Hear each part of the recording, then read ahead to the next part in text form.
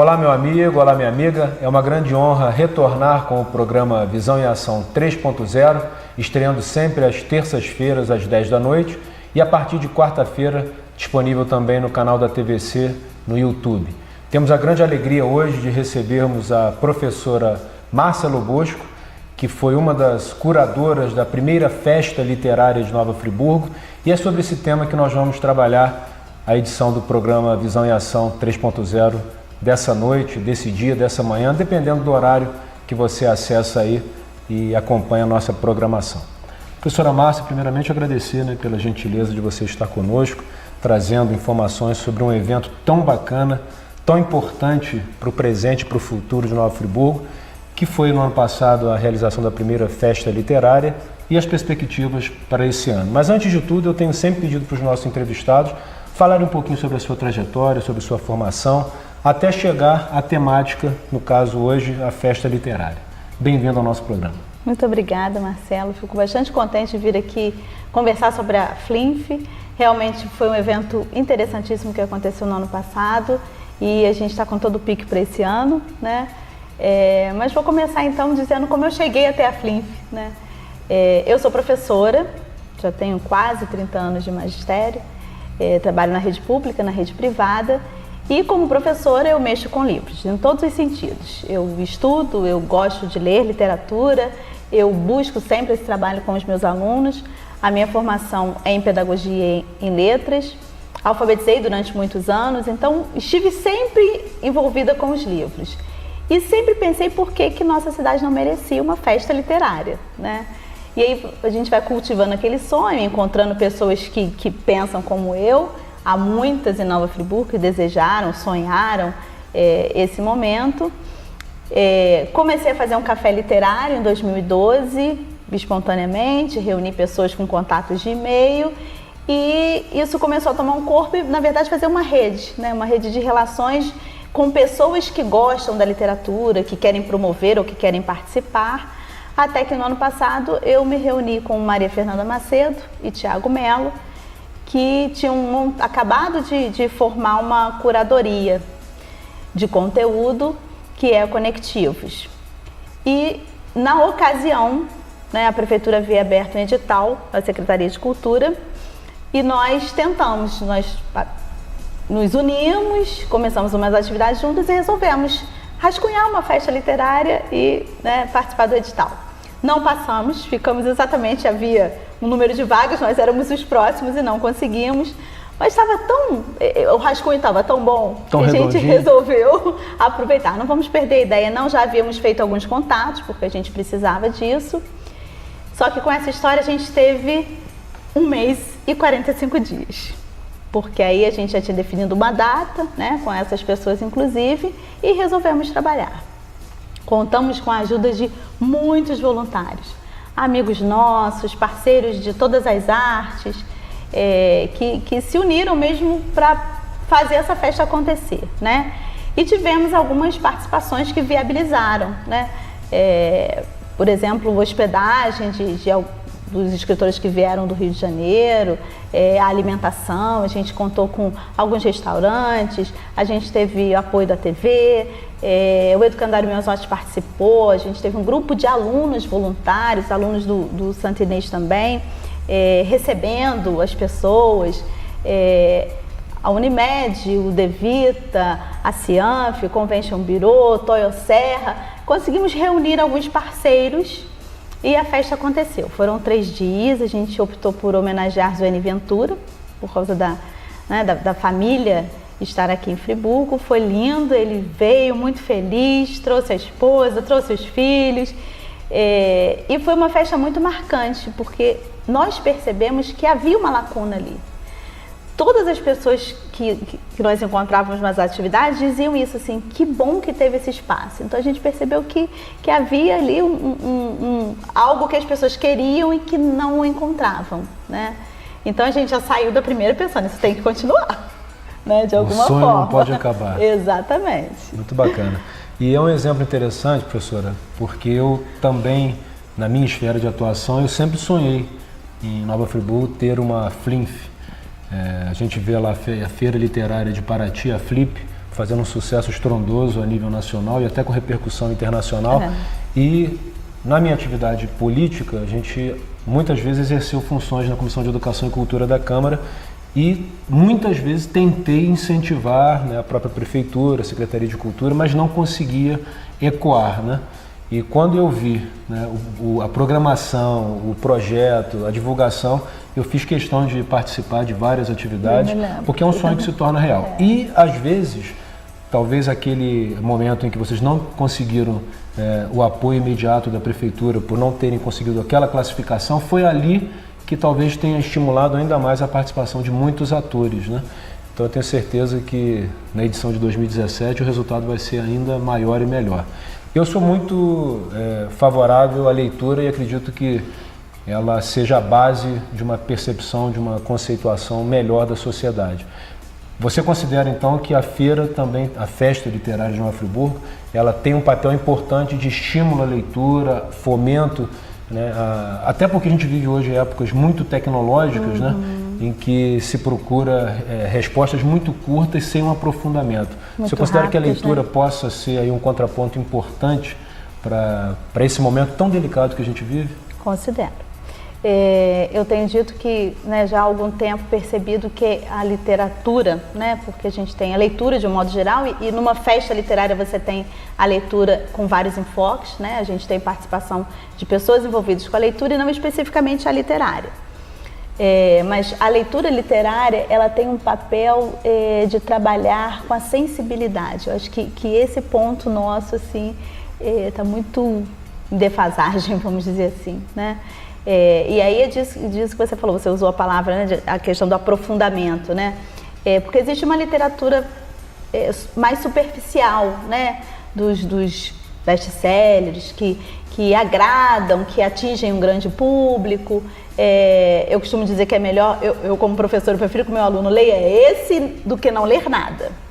Mas eu acho que a gente precisa de um trabalho de literatura, aquela literatura que mexe conosco, né? Aquela literatura, vamos assim, classificar com todo esse cuidado, mas uma literatura com L maiúsculo, né? Porque é aquela que transforma, né? Eu vou me identificar com um personagem porque eu tenho algo dele, como ele, e aquilo vai me ajudar a vivenciar os meus sentimentos, as minhas emoções, os meus pensamentos. Ou vou perceber um personagem que não tem nada a ver comigo, mas isso também me ajuda a olhar o outro. Então, nesse aspecto todo, eu acho que a literatura é fundamental. E é um desafio nesse nosso mundo tecnológico. Sem dúvida. Porque uma literatura dessa precisa de tempo, precisa de solidão, né? Você estar sozinho, mas você gastar um tempo ali. Então é um desafio a gente conseguir esse equilíbrio, né? E acaba sendo um contrassenso, né? Um tempo em que a gente tem tanta informação disponível, mas muitas vezes não vem com a qualidade necessária para gerar uma reflexão mais aprofundada. Superficialidade, né? O problema está, eu acho, nesse aspecto. E essa questão da literatura servir também como elemento central para o desenvolvimento da sensibilidade poderia ser um antídoto para esses tempos, né, de tantos conflitos, de tanta expressão de ódio, inclusive em redes sociais, né? Eu espero muito que esse seja um legado, né, da Festa Literária de Nova Friburgo. Para a gente já, né, encaminhando agora para o fechamento do primeiro bloco, quais você diria que foram os grandes destaques da primeira festa literária que foi realizada no ano passado? Além do Zuenir, que você já fez um comentário. A festa, a gente cunhou uma expressão de ser a festa do encontro, né? Quando a gente pensou no Zuenir, alguém com uma relação com Nova Friburgo. Então a gente trouxe outros escritores de fora de Friburgo e fizemos questão sempre de colocar junto alguém de Friburgo, ou nascido aqui, ou de fato residente, né? E fazer esse encontro, né? Pela questão do turismo, sim, mas pela questão mesmo da troca, né? Da troca intelectual, da troca de afetos, dos conhecimentos. Então acho que esse foi um ponto alto, né?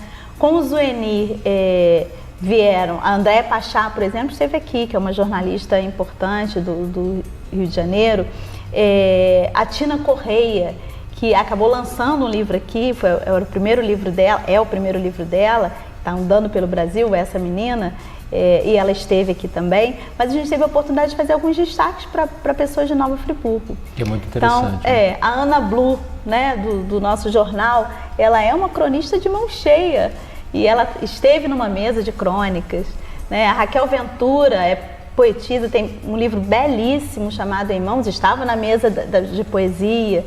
Então essa questão de destacar também em Nova Friburgo, eu acho que foi um ponto bastante alto. E a participação de um público muito variado, porque a gente teve criança, a gente teve adolescente, a gente teve adulto e pessoas de formações variadas. Então acho que isso é importante também, porque a ideia não é uma festa de elite, sim, muito pelo contrário. Né? É uma festa mesmo. Né? Muito bom. Professora Márcia, Nova Friburgo é um polo educacional, cultural, científico. Temos aí uma característica importante de centralidade na região centro-norte. Somos um município serrano que também confere à nossa cidade um charme. Você consideraria esses elementos como sendo importantes e até mesmo incentivadores para a realização de uma feira, de uma festa como essa na nossa cidade?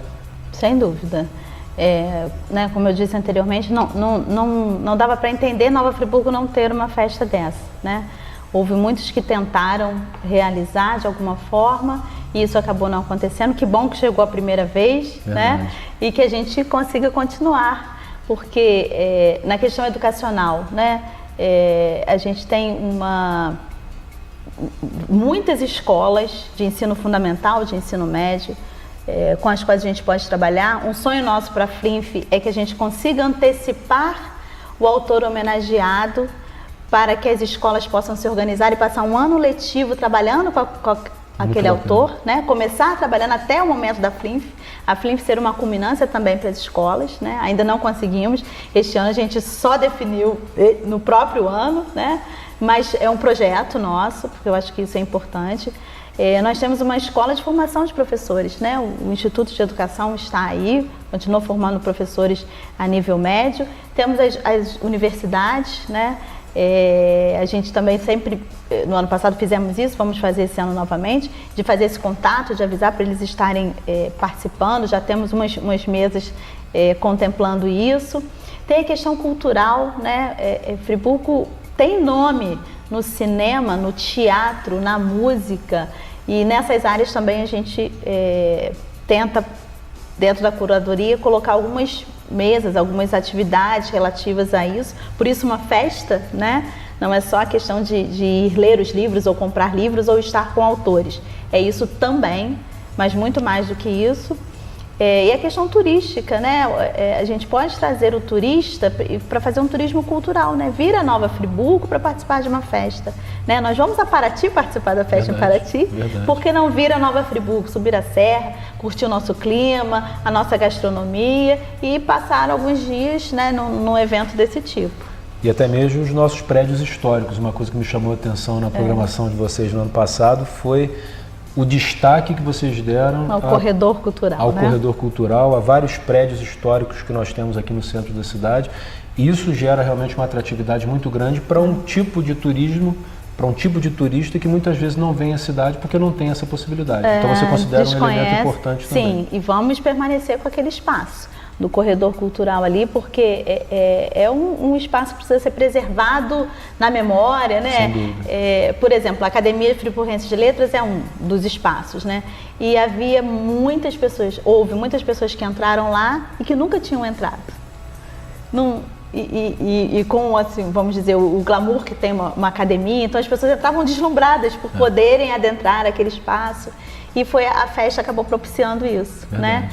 E ao mesmo tempo a gente tem um shopping na programação, esteve no ano passado, estará novamente, que é o Cadima, porque também a gente equilibra essa coisa do público, né? Havia pessoas que acabaram desconhecendo que a festa estava acontecendo e que foram ao shopping naquele final de semana, e havia atividade lá.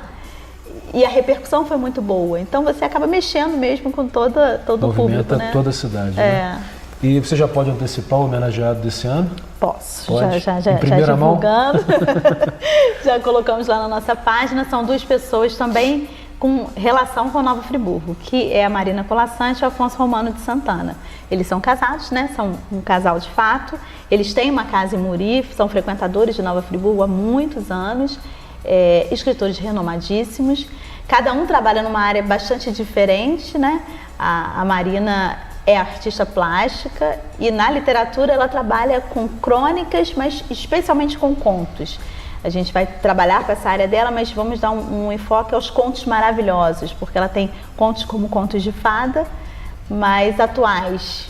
E eles são interessantíssimos, a linguagem é deliciosa, mas com aquela marca, né, dos personagens arquetípicos dos contos. Então a gente vai trabalhar um pouco com isso aí, até valorizando, que ela faz isso nos contos, né, a questão do feminino, da mulher.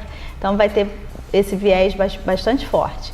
E Afonso é um teórico da literatura, tem uma participação importantíssima no programa de leitura brasileiro que foi o ProLer. O ProLer existe ainda, mas um dos fundadores foi o Afonso Romano. Tem poesias maravilhosas, tem crônicas também. E a gente usou, inclusive, para o tema da festa, uma poesia dele que se chama Que País é Este?, que inspirou a música, né? Todo mundo conhece a música do Legião Urbana. A música está atualíssima. Verdade. Né? E o poema é fantástico, o poema é imenso, assim, estruturalmente ele é bastante diferente dos poemas de modo geral, é bastante profundo e ele aponta uma série de coisas e esse poema está lá nos anos 70. Então a gente é o momento de falar mesmo dessas duas coisas, né? Dois autores que já estão com 80 anos de idade, e escrevem há tanto tempo e vislumbraram todos esses aspectos já há tantos anos e como eles estão atuais, né? Então vamos trazê-los para falar sobre essas coisas. Talvez esse seja um dos elementos mais fortes da literatura, né? Textos que foram escritos há décadas ou há séculos, você faz a leitura e ele transmite o que está acontecendo hoje, né? E até mesmo uma compreensão. É o que define um clássico, né? Ele é atemporal, você consegue continuar lendo passado tanto tempo, né? A gente falava aqui um pouquinho no intervalo sobre como seriam menos necessários os livros de autoajuda se houvesse um hábito de leitura continuada, em especial da literatura. Vamos falar isso aqui também em frente às câmeras, que eu acho que é um recado muito interessante. Eu tenho essa tese, assim, não está desenvolvida não, mas na minha experiência como professora, na minha experiência de vida, na minha experiência como leitora, né, eu vejo que há livros que eles são... Há livros que a gente quer terminar de ler a história e aquilo é difícil, você leva tempo porque você está digerindo aquilo ali. Mas o problema não está na história, é porque aquilo significa de fato alguma coisa para você. Então se a gente se habitua a superar essas leituras, a investir de fato nelas, eu acho que isso tem um poder transformador, né? E eu fico com pena que as pessoas...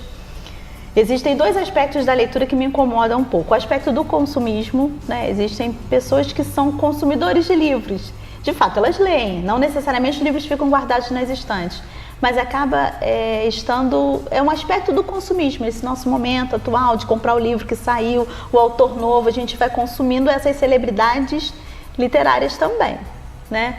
E esse aspecto do livro mais fácil. Às vezes ele é enorme, ele é grosso, a história é longa, mas é mais fácil. Ele está contando uma história e não exatamente fazendo literatura, né?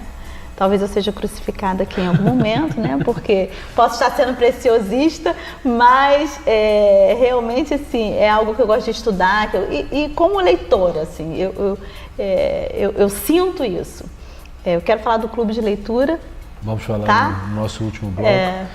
E agora você falou um ponto que eu achei muito interessante. É melhor ler isso do que não ler nada. Sim. Pode falar um pouquinho mais sobre isso? Eu penso que o aluno... Eu falei sobre aluno, né? Mas a pessoa que não lê nada, ela não vai ler nada mesmo. E aí ela não vai ler a vida. E aí eu penso lá no Paulo Freire, né? Verdade. A leitura do mundo precede a leitura da palavra. Aquele que lê, talvez... Né, se eu vejo meu aluno com um livro, talvez eu vou sugerir algo para ele, para ver se eu consigo que ele leia outras coisas também, mas ele já está no caminho de leitura, então já está dando uns passos. Saiu da inércia, né? E esse é um ponto importante. É um ponto importante. Sem dúvida. Ele já tem um hábito. Sim, né? Isso facilita, né? Sim. Professora Márcia, você falava sobre o Clube do Livro. Você poderia detalhar um pouco mais para a gente o que significa exatamente? Sim, a gente chama de Clube da Leitura. Essa foi uma iniciativa do Conectivos no ano passado. Nós reunimos algumas pessoas, convidamos, né? E a gente lê junto. A ideia é essa. Porque, embora a literatura tenha esse aspecto da solidão, eu usei essa palavra, né? É legal você estar dentro do seu quarto, lendo aqueles momentos a sós, né?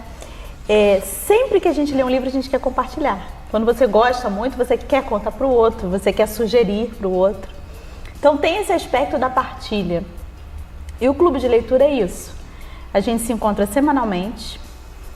Nós escolhemos um livro, geralmente levamos 1 mês e meio com o livro. Eu escolho o livro, né? Eu faço a curadoria, troco uma ideia, a gente conversa um pouquinho e aí a gente lê no clube. Então a gente elimina algumas situações. Nós até iniciamos o clube, a gente lia uma parte no clube e lia um pouco em casa. Não dá certo, todo mundo adulto, ocupado, cheio de tarefas. Então a gente definiu a leitura no clube. Mas é ótimo, a gente lê, cada um lê um pedacinho durante uns 40 minutos, depois a gente vai conversar sobre aquilo que a gente leu. E é uma experiência lindíssima, porque a gente vai fazendo reflexões, falando um pouco de si. Então, é uma experiência intelectual e afetiva. Nós já estamos com 1 ano de clube, estamos no 6º livro agora. E aí fomos variando, cada livro foi de um autor diferente, mas fomos variando os estilos, já lemos romance, estamos com romance agora novamente, mas lemos um livro de contos. Então, é uma experiência bastante interessante. A gente vai começar um 2º agora com clássicos da literatura nacional, da literatura brasileira.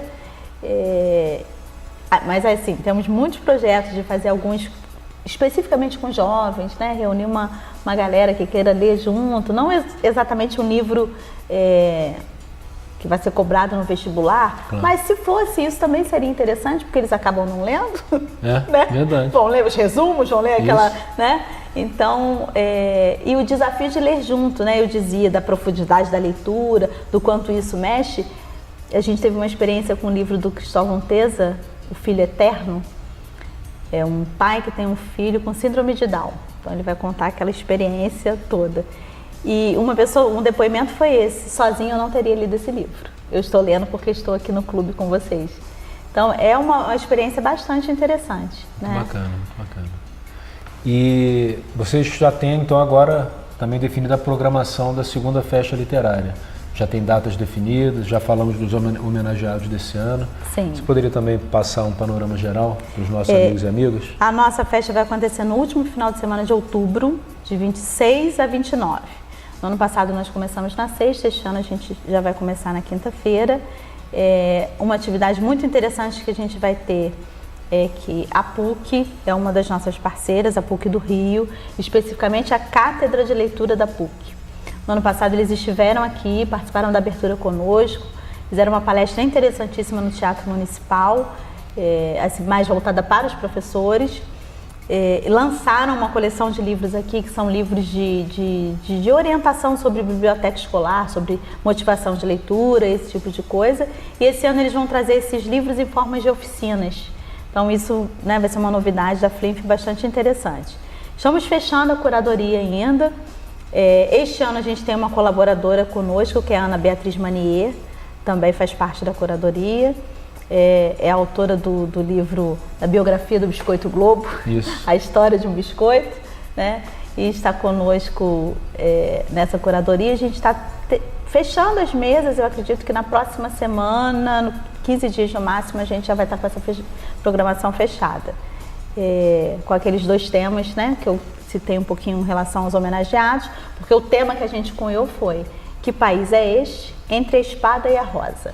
Entre a Espada e a Rosa é o nome de um conto da Marina, e o Que País é Este é o nome de um poema do Afonso. E a gente, né, construiu isso aí, em torno disso que a gente está fazendo essa curadoria. Muito bacana. Tem coisa muito legal.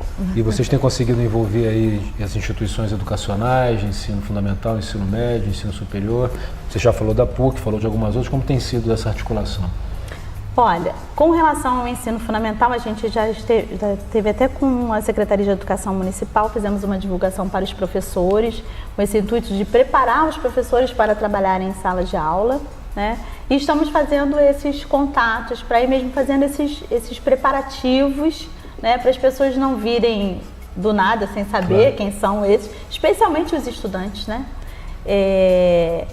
Mas que eles também venham, né? Não é uma atividade exatamente educacional, né? Para eles irem para a Flip mesmo para desfrutar daquilo cultural, ali. Né? Uma coisa mais ampla, mais emancipatória. Mas estamos também nesses passos de... A experiência com os voluntários foram interessantíssimas. Eram meus alunos do ano passado, são esse ano também. E a gente fez uma escala de trabalho e eles trabalhavam dentro da escala e permaneciam na Flip.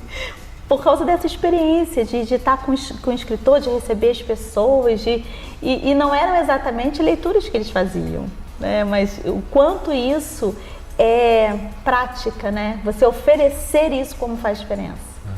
Eu que participei de algumas das atividades, eu presenciei até mesmo o profissionalismo, a dedicação, a organização dos meninos e meninas, né? Devidamente uniformizados. Muito bacana a experiência, foi muito legal. Professora Márcia, no mundo ideal em que você tivesse todo o poder, o que você faria para que todos pudessem realmente ter acesso à leitura, ter acesso a bons livros, fazer com que a literatura fosse incorporada ao cotidiano das pessoas? Fala um pouquinho para a gente, sem um grande compromisso prático, né? Porque a gente sabe que são muitas as dificuldades, mas vocês são desbravadores por terem tirado uma ideia de tantas pessoas, né, que nunca tinham conseguido viabilizá-la e agora tem aí essa responsabilidade de dar continuidade através da segunda Flinf. Olha, Marcela, essa é uma pergunta difícil, né? Até porque a gente vai falando do mundo ideal, mas como é um mundo ideal, a gente também pode sonhar, claro, né? Claro. Não podem faltar livros, né? Mas ao lado do livro, o livro sozinho vai motivar algumas pessoas, espontaneamente. Mas eu volto para essa questão da partilha, né? Existe um escritor francês chamado Daniel Pennac, escritor atual, contemporâneo, e ele tem um livro muito bonito chamado Como um Romance. E ele vai contar a experiência dele com o filho. Enquanto o filho não sabia ler, ele sentava com o filho e contava a história para o filho. Assim que o filho se alfabetizou, ele deixou de contar a história, esperando que o filho então começasse a ler sozinho ou lesse para ele. E ele percebeu uma ruptura no desejo, na vontade do filho, até que ele resolveu, mesmo com o filho alfabetizado, continuar sentando com o filho e lendo com o filho. Então eu acho que o mundo ideal é aquele em que a gente lê junto. E aí lê junto o livro, lê junto o jornal, lê junto no celular, tá cada um com o seu, mas que a gente possa falar sobre, né, essa questão da leitura mais amplamente, mas sempre colaborativa. Eu estou falando da família, estou falando da escola, estou falando de todas as redes e os grupos em que isso acontece. Então o mundo ideal seria, apesar de cada um como o seu, porque eu acho que, né, mesmo no mundo ideal, não sei se a gente vai se livrar disso não. Mas que a gente saiba fazer um uso melhor disso, né, e que, embora cada um com o seu, a gente seja mais junto. Mais compartilhado, mais colaborativo, menos individualista. Sim. Acho que esse é um recado até para o mundo como um todo, né? Porque a gente tem um mundo melhor. Professora Márcia, estamos aí na reta final do programa. Eu queria que você deixasse uma mensagem final para os nossos amigos e amigas. Quero já de antemão disponibilizar todas as minhas redes sociais para ajudar na divulgação da Flinf, da segunda Flinf. Esse é um evento fundamental para o desenvolvimento da nossa cidade, da nossa região. Mas gostaria que você pudesse se despedir aqui, mandando um abraço para todos os amigos, deixando a sua mensagem final. Foi muito bom estar aqui com você. Muito obrigada, né, por a gente poder ter essa conversa tão importante sobre um assunto tão gostoso, tão interessante e tão fundamental que é a literatura. E, né, gostaria de convidar as pessoas a estarem atentas. A gente tem uma página no Facebook, Festa Literária de Nova Friburgo, Flinf. Ali a gente vai divulgando, em breve essa programação vai começar a aparecer aos pouquinhos, né, para ir aguçando a curiosidade, mas que as pessoas marquem essa data, né, registrem. A gente fugiu do feriado de outubro justamente para proporcionar que as pessoas estando em Friburgo, possam estar presentes. Então, de 26 a 29 de outubro, no Corredor Cultural, né, atividades na Academia Friburguense de Letras, na Fundação, na Oficina Escola de Arte.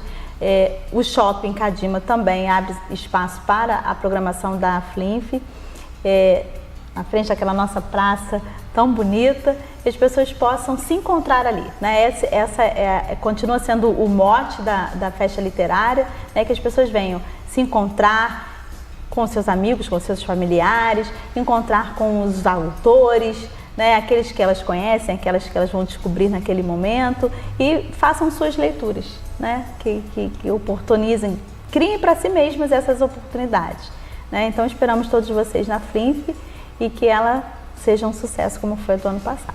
É o que nós desejamos. Seja uma grande festa literária. Parabéns, professora. Também parabenizar a Fernanda e o Thiago, pessoas incansáveis, né, nesse trabalho, todos aqueles que estão envolvidos aí.